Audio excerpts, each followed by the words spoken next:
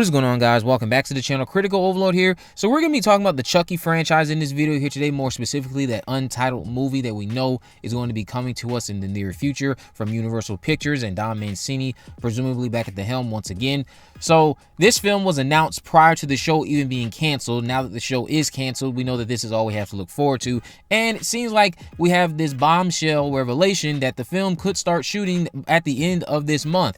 So a new Chucky film is reportedly filming at the end of the month on January 31st, 2025. This information comes from Production List.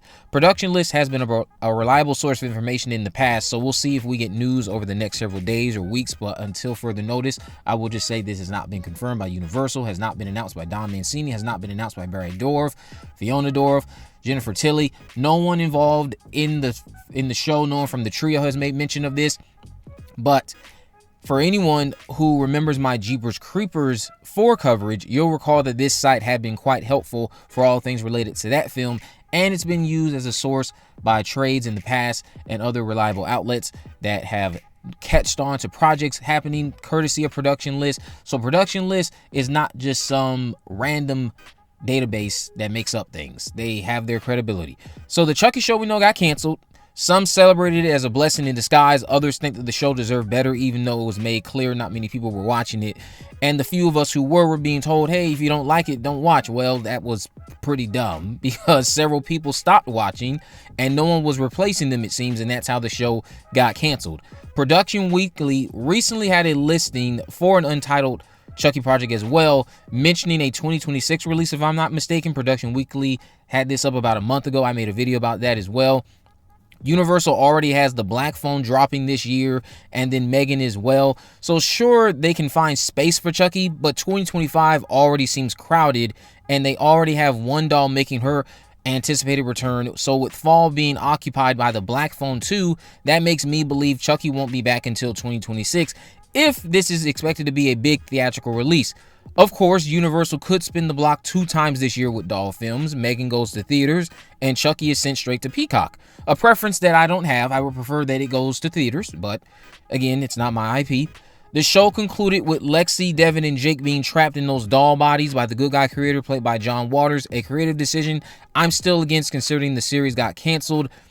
Don made it clear he wanted the show to continue in tandem with more movies, so 9 times out of 10, the trio storyline will be finished via the next movie, especially if this movie ends up being a Peacock exclusive. Just going off of the trends I'm noticing with some of these franchises, if Universal were to announce a theatrical release Chucky film, then I'd be a bit more certain that the trio won't lead this story, because now you'd have to market your film with a narrative that began on the show people weren't watching, which could overwhelm potential viewers who think they have to watch 30 episodes plus 7 movies before watching this new film. And again, when you're going theatrical, that's a bit different than just dropping your movie on Peacock. You're trying to appeal to a much wider audience. I'm not saying that streaming doesn't have its advantages to appealing to a wider audience, but it's just the way that they treat these films when they send them straight to streaming versus when they do something theatrical. And from what I have seen in the past, if you overwhelm your viewers like that, which is why some of them stop numbering their sequels, they will start to think, hey, there's 7 other movies I have to watch. I'm not watching that. And then if the narrative from the marketing seems like it's a continuing story of things people haven't seen, that could potentially lead to them not being clients of the product you're trying to sell them. So if they're going to theaters, I could easily see us getting a narrative that ties up the trio storyline, but the trio aren't going to be the ones carrying the story. It'll be a film mostly handled by characters who a wider audience can just watch, connect with, without feeling the burden of saying, hey, I have to watch prior movies to understand this, then I'm not going to watch your new film. Instead, they can just jump into something, enjoy it for what it is, and continue on into a Child's Play 9, 10, or however many Chucky movies they want to do. So, a Peacock exclusive can cater to the fans of the show who discovered it through Peacock, maybe. That's where the Peacock exclusive benefit comes in, because if it's just an exclusive, I think the marketing would be less severe. Thus, they would feel a bit more easy letting a trio narrative carry that film. So we'll just have to see what they end up doing. Regardless of what this film does creatively, it's time to find that balance again between comedy and terror. Chucky isn't scary anymore. That's just the God honest truth. Some people might disagree. Some people obviously are going to chime in down below with this obnoxious narrative that Chucky was never scary. I think that is a very disingenuous argument to propose. And it just seems like you might be trying to purposely be tone deaf. That's not everybody, but some people just are wanting to willfully disassociate from what people mean when they say Chucky is not scary anymore. When folks say Chucky isn't scary, not everyone is trying to say that they used to have nightmares about the damn doll. That's not it. It's about the damn tone and atmosphere. There's a clear shift from Child's Play to where we are now with the Chucky TV show. One attempts to get under viewers' skin quite well and quite often and really hones in on paranoia, while the other is leaning on comedic displays a bit too much.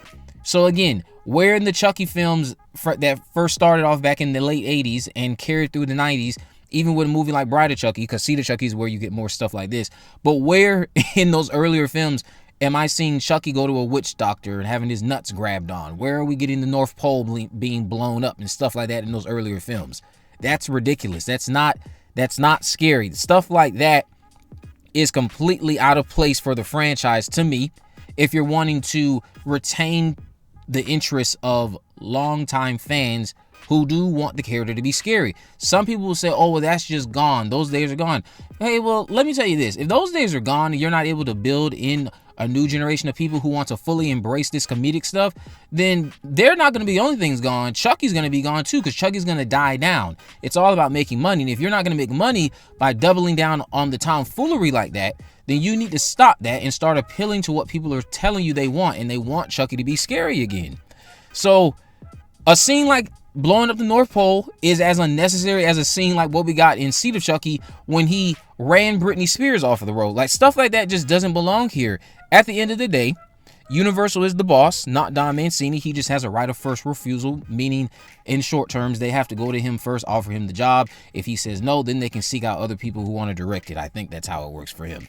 If Universal wants a more serious film, I'm sure they would make it happen. They are the ones in charge, not Don. Don does not own this IP. It is Universal. So I actually do have faith that we are going to get something a little bit more serious.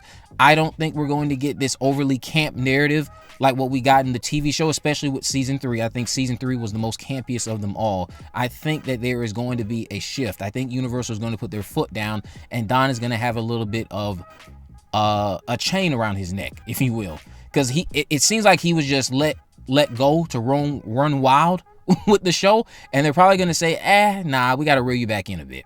But let me know what you guys think about this down in the comment section below. If you haven't already, of course, make sure you subscribe, turn on post notification, name this video. In the description, I have links to my social media accounts. I am on Facebook, Twitter, and Instagram. You can message me there to let me know any movies, news, or reviews you'd like me to cover in the future. And with all that in mind, guys, I will see you in the next video.